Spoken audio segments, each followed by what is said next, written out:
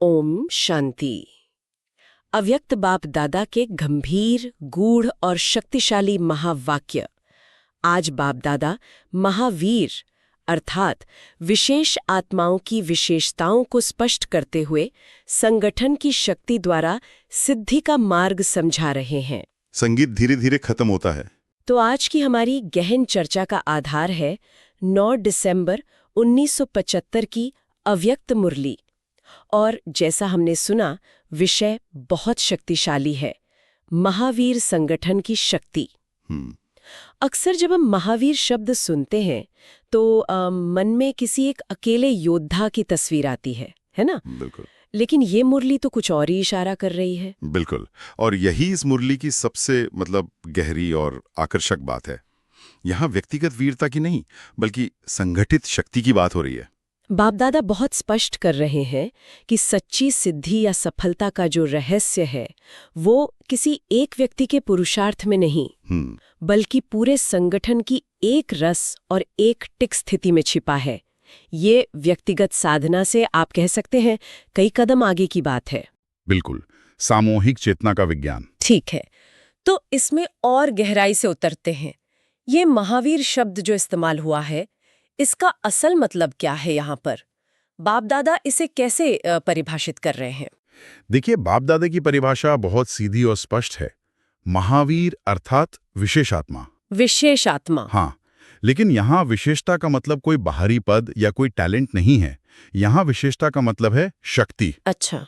और वो शक्ति भी व्यक्तिगत नहीं, बल्कि संगठन की एकता से पैदा होने वाली शक्ति। मुरली में कल्पना करने को कहा गया है कि एक ही समय पर, एक ही सेकंड में संगठन में मौजूद सभी आत्माओं की स्थिति एक हो, उनका संकल्प रूपी इशारा या कहें उनकी चेतना की उंगली एक ही दिशा में हो। ये तो सुनने में एक ऑर्केस्ट्रा जैसा लगता है। हाँ, मतलब जहां 100 अलग-अलग वादक हैं, लेकिन जब वो एक साथ एक ही धुन बजाते हैं तो जो संगीत पैदा होता है वो किसी एक वाद्य यंत्र से कहीं ज्यादा शक्तिशाली होता है। बहुत ही सुंदर उपमा है। बिल्कुल वही बात है। बाप दादा कहते हैं कि जब तक ये अभ्यास पक्का नहीं होता, जब तक ऑर्केस्ट्रा का हर सदस्य एक साथ एक लय में बजाना नहीं सीखता, तब तक सिद्धि रूपी मधुर संगीत पैदा हो ही नहीं सकता। और इसी अभ्यास को परखने के लिए मुरली में एक बहुत सीधी चुनौती दी गई है। एक प्रैक्टिकल सवाल है। हाँ, और ये सवाल आज भी उतना ही प्रासंगिक है। बाप दादा पूछते हैं, अगर अभी ऑर्डर मिले कि 5 मिनट के लिए सभी व्यर्थ संकल्प समाप्त कर बीज रूप पावरफुल स्थिति में एक रस स्थित हो जाओ, तो क्या ऐसा अभ्यास है? ये तो बहुत बड़ी चुनौती है। 5 मिनट, पूरे समूह का मन एक साथ शांत और एकाग्र। आज की दुनिया में तो एक व्यक्ति के लिए 5 मिनट ऐसा करना मुश्किल है। और बाप दादा इसी मुश्किल की तरफ इशारा कर रहे हैं। वो कहते हैं कि अगर ऑर्डर मिलने पर कोई मनन में चला गया, कोई रूरेहान में डूब गया, मतलब अच्छी बातों में ही सही, लेकिन अलग अलग। बिल्कुल अलग अलग, तो इसका मतलब है कि ऑर्डर माना नहीं गया। और इस हलचल का, इस भिन्नता का मूल कारण है व्यर्थ संकल्प। अच्छा। अगर संगठन में आंतरिक हलचल है तो सिद्धि में यानी बाहरी सफलता में भी हलचल होगी ही। सफलता मिलेगी, पर रुक रुक कर, झटकों के साथ। तो फिर इसका उपाय क्या है? इन व्यर्थ संकल्पों को जो इस हलचल की जड़ है, उन्हें खत्म कैसे किया जाए और एक पूरे समूह को एकमत स्थिति में लाया कैसे जाए? इसके लिए बाप दादा 2 मुख्य शक्तियों पर जोर देते हैं। ये इस पूरे संगठन का आधार हैं। पहली है फेथ यानी विश्वास, और दूसरी है समाने की शक्ति। ये 2 शक्तियां उस धागे की तरह हैं जो मोतियों को माला में पिरोता है। फेथ यानी विश्वास।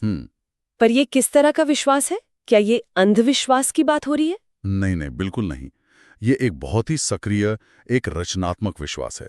इसका मतलब है संगठन में एक दूसरे के प्रति ये गहरा विश्वास रखना कि अगर किसी ने कुछ अलग किया भी है तो उसके पीछे कोई कल्याण का भाव ही होगा। अच्छा। मुरली कहती है, भले ही किसी ने कोई गलती की हो, फिर भी ये फेथ रखो कि इसमें भी कोई गहरा रहस्य छिपा है। ये विश्वास, ये जजमेंट की बजाय एक सपोर्ट का माहौल बनाता है। मतलब ये सिर्फ किसी पर भरोसा करना नहीं है, बल्कि उसके अच्छे इरादों पर भरोसा करने का चुनाव करना है। सही। और दूसरी शक्ति, समाने की शक्ति, ये सुनने में सहन करने की शक्ति जैसी लगती है, पर मुझे लगता है इसमें कुछ और गहरा अर्थ है। बहुत गहरा अंतर है। सहन करना, देखिए, अक्सर मजबूरी होती है जिसमें अंदर एक बोझ महसूस होता है। हाँ। लेकिन समाना एक सक्रिय और शक्तिशाली क्रिया है। इसका अर्थ है व्यर्थ बातों को और दूसरों की गलतियों को फैलाना नहीं, बल्कि उन्हें अपने अंदर ऐसे समा लेना जैसे सागर हर नदी को अपने में समा लेता है। वाह। मुरली में उदाहरण है कि जैसे कोई अपनी गलती का ढिंढोरा नहीं पीटता, उसे समा लेता है, वैसे ही दूसरे की गलती को भी अपनी गलती समझकर समा लेना है। ये तो बहुत बड़ी बात है। ये एक तरह का स्ट्रैटेजिक टूल है। समूह की ऊर्जा को अंदरूनी कलह में बर्बाद करने की बजाय उसे मुख्य लक्ष्य की ओर केंद्रित रखना। आपने बिल्कुल सार पकड़ लिया। ये आध्यात्मिक कुशलता है, स्पिरिचुअल एफिशिएंसी। और इसी समाने की शक्ति से जुड़ी एक और बहुत सूक्ष्म हिदायत है, पास्ट को प्रेजेंट में टैली मत करो। इसका क्या मतलब है? ये तो हम रिश्तों में, काम की जगह पर हर जगह देखते हैं, किसी की पुरानी गलती को बार बार याद दिलाना। और बाप दादा कहते हैं कि यही व्यर्थ संकल्पों की लंबी कतार एक क्यू लगा देता है। अच्छा। जब हम किसी व्यक्ति के आज के व्यवहार को उसकी 5 साल पुरानी गलती के चश्मे से देखते हैं तो हमारा मन शांत रह ही नहीं सकता। संकल्प उठते हैं, ये तो है ही ऐसा, ये फिर वही करेगा, है ना? हाँ, बिल्कुल। तो जब ये क्यू लंबी होती है तो संगठन की एकरस स्थिति असंभव हो जाती है। बीती बातों को समाना ही वर्तमान को शक्तिशाली बनाने का तरीका है। ये तो एक कंपनी की हायरिंग पॉलिसी जैसा हो गया कि आप किसी अच्छे उम्मीदवार को आज इसलिए खारिज नहीं कर सकते क्योंकि उसने 5 साल पहले कोई गलती की थी। आप उसकी आज की काबिलियत देखते हैं। बहुत सटीक उदाहरण है।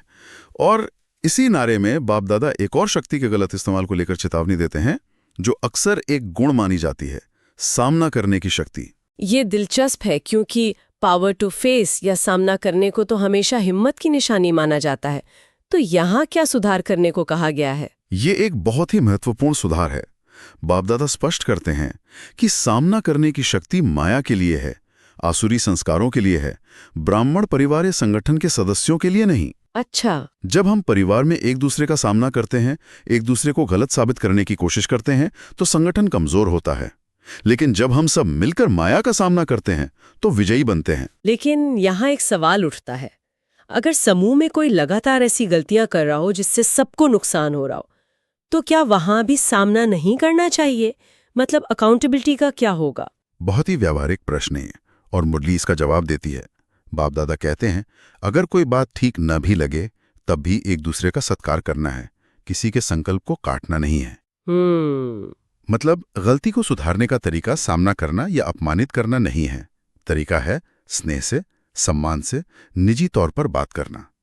सामना करने की बजाय समाकर स्नेह से परिवर्तन लाना है। और इसी को समझाने के लिए साकार बाप का उदाहरण भी है।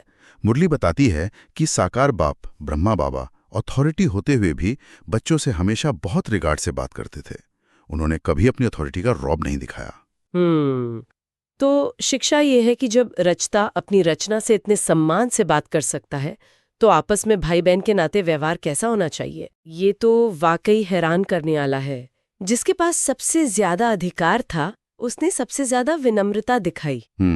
तो अगर कोई समूह इन सब सिद्धांतों का पालन कर ले, फेथ, समानता, पास्ट को भूलना, तो ऐसे शक्तिशाली संगठन का अंतिम लक्ष्य क्या है? ये रास्ता कहाँ ले जाता है? ये रास्ता 108 की विजयी माला तैयार करने की मंजिल तक ले जाता है। 108 की माला? हाँ, मुरली में कहा गया है कि अगर एक भी ऐसा शक्तिशाली संगठन तैयार हो जाता है तो वो 108 की माला का बीज बन जाएगा।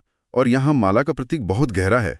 माला तभी सुंदर लगती है जब सारे दाने एक समान हो और एक ही धागे में पिरोए हुए हों। सिर्फ दानों का सुंदर होना काफी नहीं है? नहीं, उन्हें जोड़ने वाला धागा भी मजबूत होना चाहिए। बिल्कुल। अगर दाने अलग अलग पड़े हों और धागा अलग हो तो उसे माला कोई नहीं कहेगा।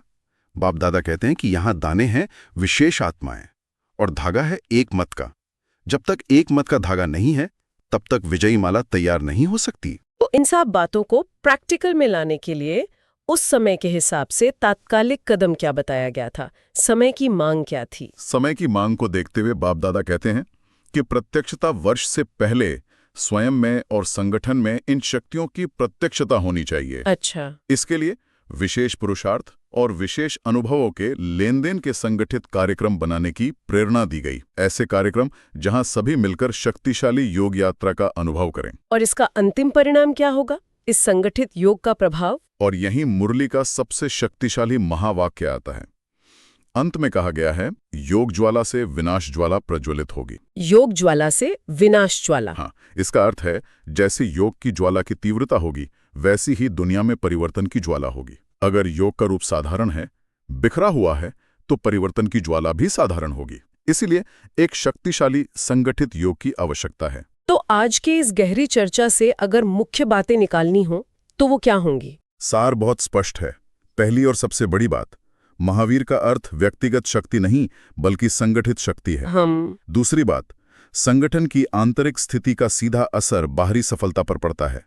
अंदर हलचल तो बाहर सिद्धि में हलचल। सही बात है। तीसरी, इस एक रस स्थिति का आधार है एक दूसरे में फेथ और समाने की शक्ति। चौथी बात, सामना करने की शक्ति का प्रयोग माया पर करना है, परिवार पर नहीं।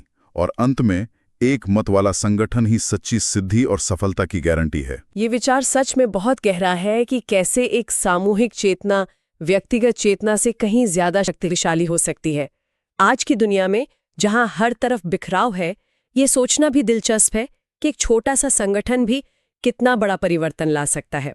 ऐसे एक रस एक टिक महावीर आत्माओं के पावरफुल संगठन को अव्यक्त बाप दादा का याद प्यार और नमस्ते। ओम शांति। संगीत कुछ सेकंड तक चलता है और फिर धीरे धीरे समाप्त हो जाता है।